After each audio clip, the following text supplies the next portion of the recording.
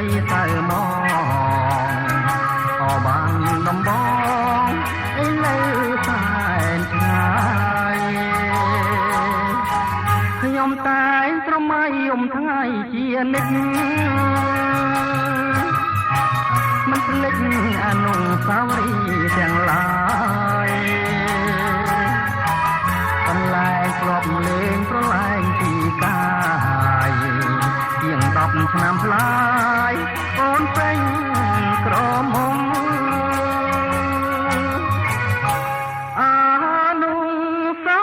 វរីយ៍មកដល់មរីសព្រាមបានគូថ្មចំណាំអូ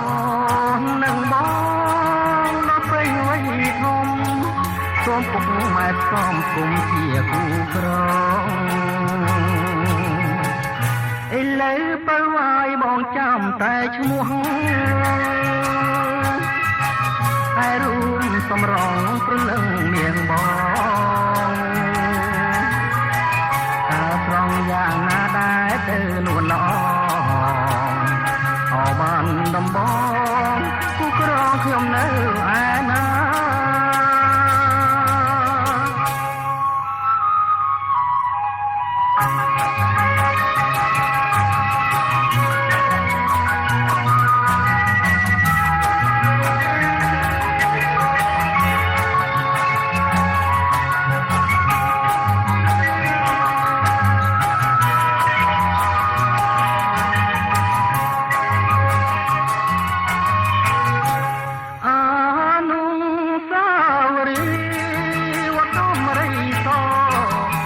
បានគូថ្ម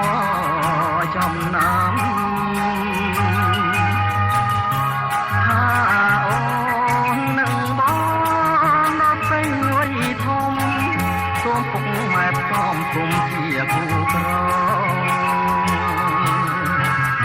ឥឡូវបើវាយបងចាំតែឈ្មោះតែរូបសំរងព្រលឹងមាសបង